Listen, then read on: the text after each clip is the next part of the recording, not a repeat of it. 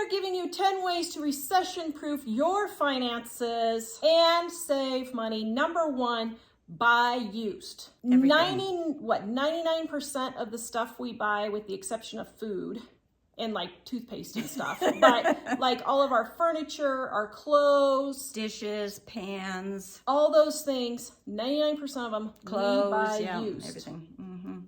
Thrift stores, garage sales, Facebook Marketplace, Facebook groups that have them, trade and buy and sell groups.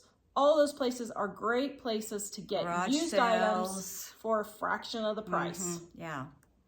Even stuff like lawnmowers. We bought a used snowblower. I mean, everything we buy. Rakes, used. Rakes and shovels and things like that. Yeah. Everything you can get for. New cars, either used or new. Guys, the majority of people don't need a new car. It's very rare where your car has just absolutely pooped out and you can't drive it one more place. Don't say, well, you don't know I need to have a reliable vehicle, because that I talked to tow truck drivers and they said 90% of the cars that they have to tow are new cars. Yep.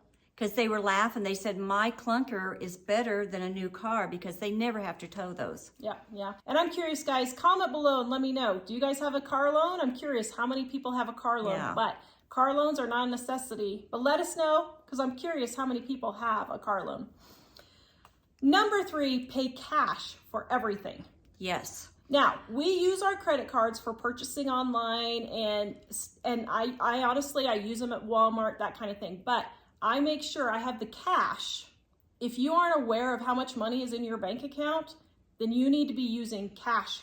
And another thing with using cash is, how many times do you go to Walmart, to the restaurant or something, and you hand them that credit card, they give you the receipt, you walk out the door, you have no idea how much you've spent.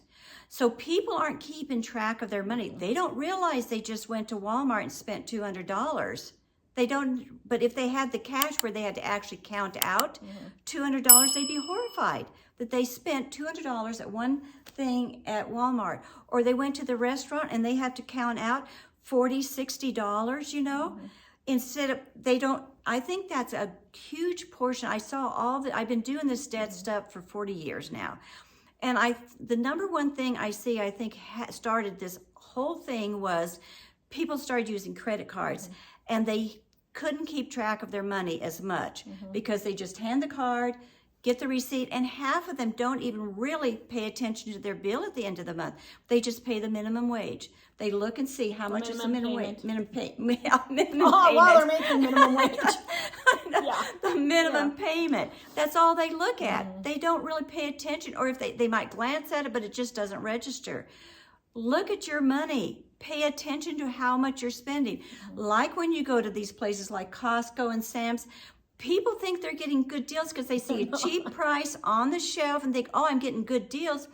But when they get a cheap price. But when they get up there to pay, they don't realize they bought a whole bunch of these cheap prices and more than what they needed to, overspent. Yep. Next, barter. We barter for everything. How can you barter? I grow vegetables. My neighbor has chickens. We can trade eggs for vegetables. You can barter services. Does somebody fix a car in your family? Can you exchange that for haircuts or whatever? But barter clothes. A lot of people take hand-me-downs. Don't be afraid to take hand-me-downs. Oh, yeah. Share them. And kind of along the same line is give things away for free. And if a lot of people do this, Tara could use something that somebody else could use. And it's kind of like a form of bartering, just say, I've got this for free. Does anybody want it? Yeah. And along with that, when you need something, let friends and family know that you need it and say, if you're getting rid of a food processor you don't need, I'm looking for one. Just let me know how much you want. Yeah.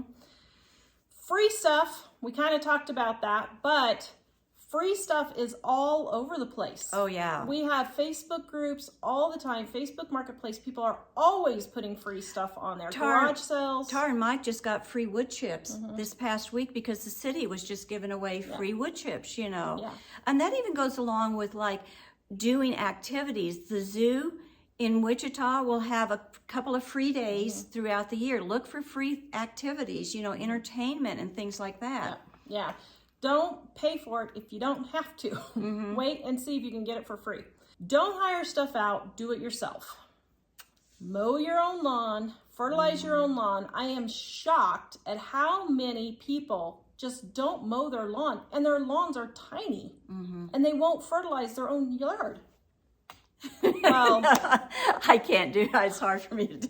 And I just. but these are normal working people who I are know. working 2 jobs, I know. and they're spending $100 a month in lawn care. And I wouldn't spend the money for it. I just, well, I did a little bit, but it was so small amount that it was just nothing, basically. But do it yourself. Yeah. Don't do these big lawn care plate things. Yeah. The wood chips that we got for free, Mike and I, we could have called the greenhouse and said, we need 4 pickup loads of wood chips. Can you bring them over and unload them for us? No, we didn't, because it was like $80 or $100 a load. Instead, we took the hour to go over and get them and unload them ourselves. And she said an hour, because I can hear people saying, I don't have time to do that kind of stuff. And you'd be amazed how much time do you spend playing a game without realizing it on your phone. Dinking around on Netflix. Yeah, and doing your computer stuff, just playing around. And by the way, that's hour for 2 of us, so it's actually 30 minutes worth of work for 2 of us. That included driving time because our dump is close. Stop using things like the dryer. America is the only country, well, maybe Canada, but Northern America is the only place that more households have dryers than don't. All the rest of the world, the majority of them don't have dryers. You're going to have to do things like hang your clothes on your clothesline.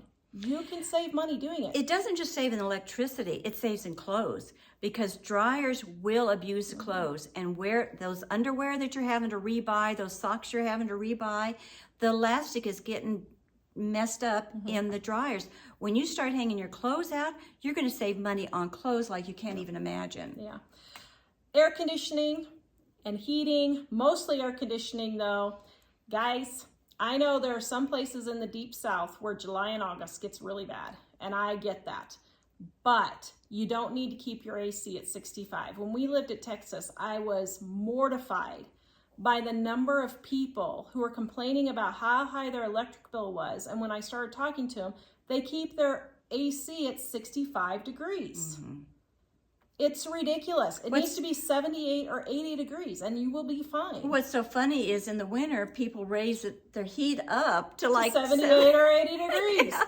And yet in the summer, they want 65, so it doesn't even make sense. But winter too, you can turn that heat down, because I don't know how many people wear a tank top and shorts in the winter and sleep with no blankets. I watch Hallmark movies and I see all these people in the dead of winter blizzarding in the Christmas movies, and they've got these tank tops and things they're sleeping in. So you're gonna have to buck up and turn your heat down and your AC down, or your heat up.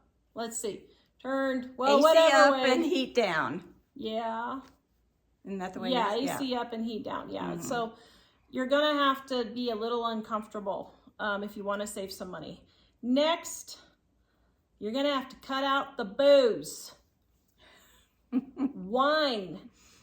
The whiners sit here and say how they're paying $6 a gallon for gas, and yet they don't think about they're paying $25 a gallon for wine. They're paying $20 a gallon for beer. They're paying $10 a gallon for bottled water, which is my next one. Guys, if you would cut out the bottled water, the wine, the sodas, all of those. And even cut back on coffee and tea a little bit. You know, it's not as expensive, but if you start drinking, say you drink 4 cups of coffee a day and you cut back to 3, that really wouldn't hurt you that bad. And eventually those little things start adding up, you know, so. So you're going to have to make these cuts. Inflation really isn't the problem, as we said in our previous video, which we got a lot of flack for. But guys, really, these are the problems. Is it's not inflation, it's what you're spending your money on. It has been for years, you know. Please go watch our 20 things you should hoard now. They will all help you save money in the long run. See you guys next time. Bye-bye.